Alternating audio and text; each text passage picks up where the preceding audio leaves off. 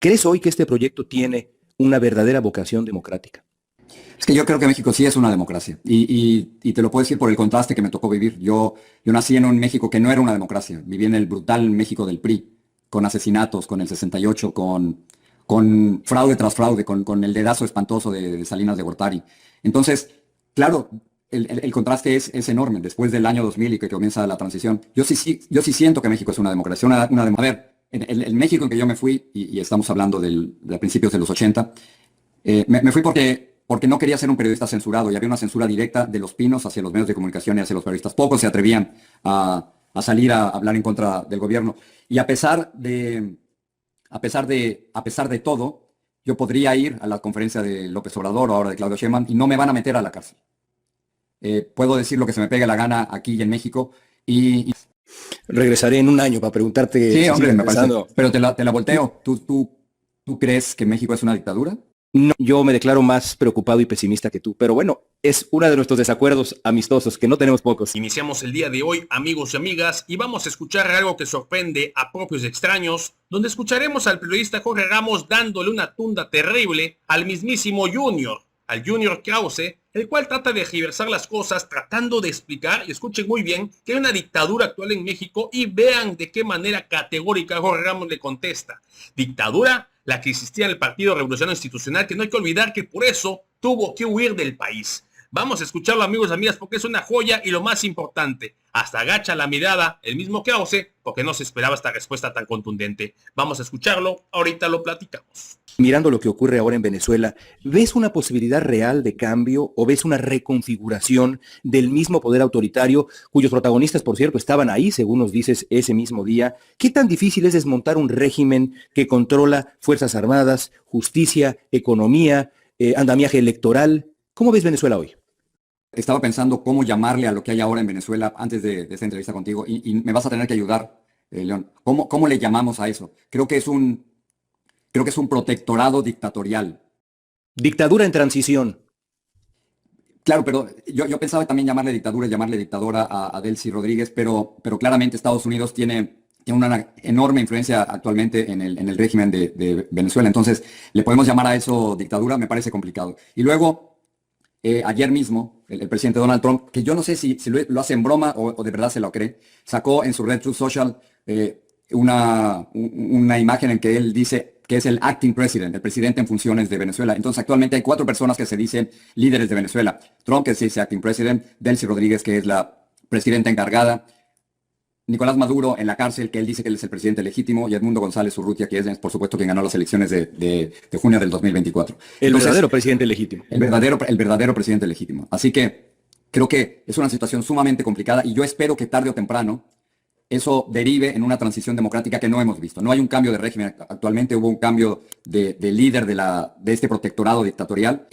Y me sorprende mucho también, lo hablamos si quieres después, el maltrato a María Corina Machado. El decir que ella no tenía el apoyo y el respeto de los venezolanos es de una ignorancia gigantesca. Y ahí hay quizá, Jorge, una diferencia con el ejemplo de Irak y el partido Baath que Saddam Hussein controlaba con mano dura, era el líder absoluto. Hay una oposición en Venezuela, hay una oposición que está lista no solamente para asumir el poder, sino para, si eso no se puede, ir a nuevas elecciones y que seguramente ganaría. En las elecciones de 2024 la oposición gana con 70%.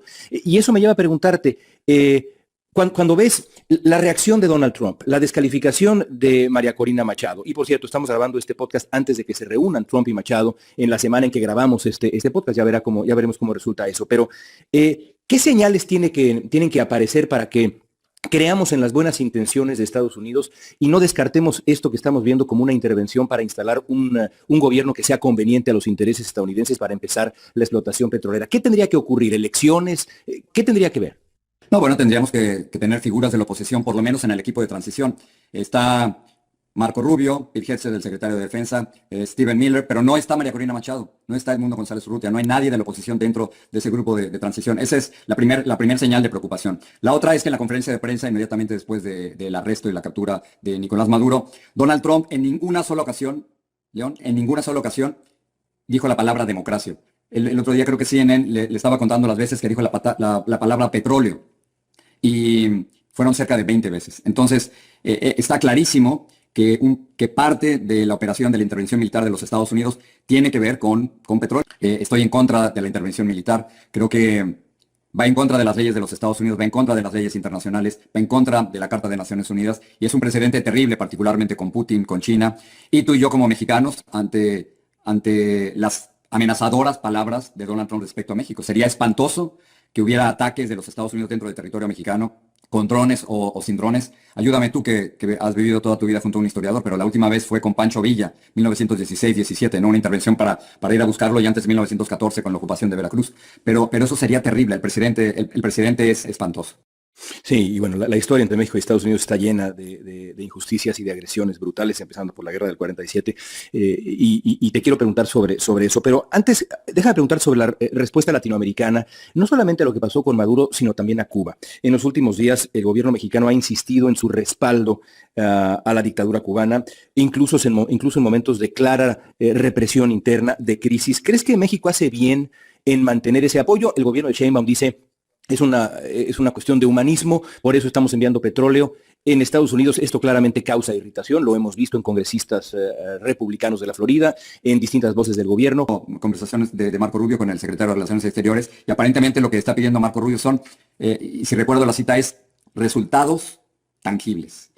Y esto significa no solo tener control sobre los grupos del narcotráfico, que eso aparece en esta conversación prácticamente imposible, sino todas esas figuras dentro del gobierno que podrían estar vinculadas también con el narcotráfico y la corrupción. Resultados tangibles es lo que está pidiendo Estados Unidos. A ver, Estados Unidos no tiene nada por qué pedirle a México. México es un país independiente y soberano y puede hacer lo que se le pegue la gana, pero la realidad... Hace años, en aquella primera conversación que tuvimos, te pregunté si Andrés Manuel López Obrador era un demócrata. Tú fuiste, hace muchos años ya, en aquel momento, más optimista que yo. Ese intercambio incluso terminó en la mañanera. Han pasado 7 años, ataques a la prensa, erosión de organismos independientes, una reforma judicial que concentra poder, mayorías legislativas artificiales, ahora van por el control del INE. AMLO y Sheinbaum ganaron indudablemente en las urnas.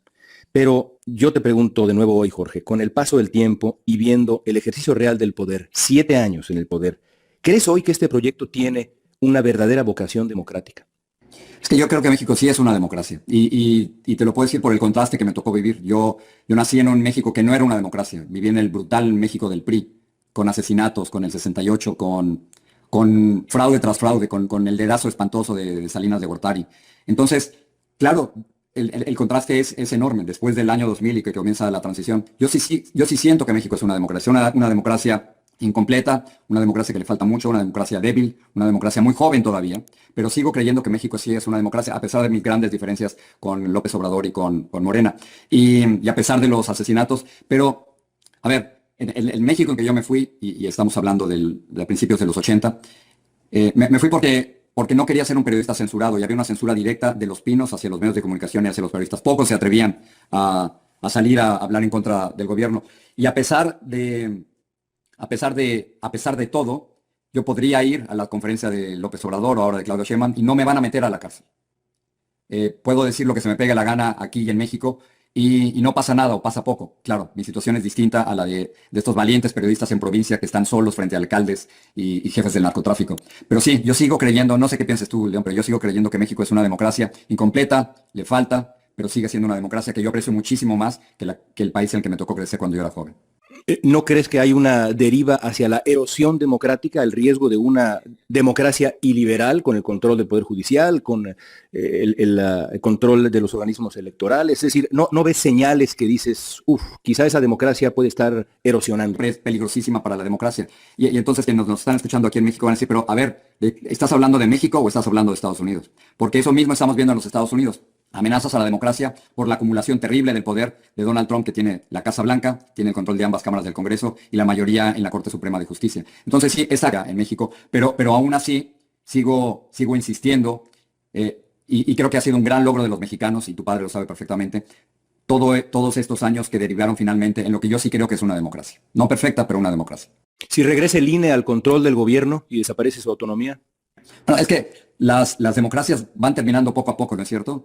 Tengo aquí el libro sobre el autoritarismo que todos nos hemos leído. A ver, te lo busco. De Timothy Snyder, sí. Sí.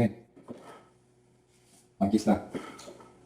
Sobre sobre la tiranía. Y si vamos leyendo, claramente nos va explicando de que primero no obedezcamos por adelantado y siguen todos sus preceptos, pero las democracias van desapareciendo poco a poco. Entonces, sí, efectivamente, si es la acumulación del Poder Judicial, si el organismo, si el gobierno de pronto es el mismo que empieza a contar los votos como ocurría en la dictadura venezolana, si ocurrieran varias cosas más, entonces definitivamente México dejaría de ser una democracia. Pero además no estamos hablando prácticamente en ninguna parte del mundo, León, y ahora yo creo que hay graves tendencias autoritarias en todos lados. Hay pocas naciones en el mundo donde podemos decir que son totalmente democráticas.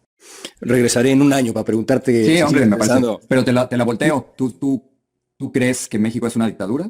No, no creo que es una dictadura, pero creo que es una democracia en retroceso, erosionada, y me preocupan enormemente las señales de alarma. La reforma judicial me parece que es el sueño húmedo de Donald Trump, bueno, y de los republicanos más radicales. Imagínate poder borrar, no quedarte con la Suprema Corte, sino con todo el Poder Judicial, bajo tus propias reglas, los candidatos que tú elijas, promoverlos desde el poder con los famosos acordeones. Es decir, creo que sobran señales de que México y la democracia mexicana están en un riesgo enorme, y creo que ese paso que está ahora, estamos en la víspera de este paso que ya se anunció hace unos días de la reforma electoral, y cómo la intención es restarle autonomía al organismo electoral, pues creo yo que sería, dicen Estados Unidos, como dicen, the last nail in the coffin, el último clavo en el ataúd. Así que, como en aquella primera ocasión, yo me declaro más preocupado y pesimista que tú. Pero bueno, es uno de nuestros desacuerdos amistosos, que no tenemos pocos. Pues ya lo escucharon, amigos y amigas, el Krause hasta agachó la mirada. Jorge Ramos diciendo las cosas como son, y es lo más importante. ¿Cómo pueden hablar de dictadura? ¿Cómo pueden hablar de censura? Cuando hemos visto que el 2018 a la fecha tiene la libertad de decir y hacer lo que han querido,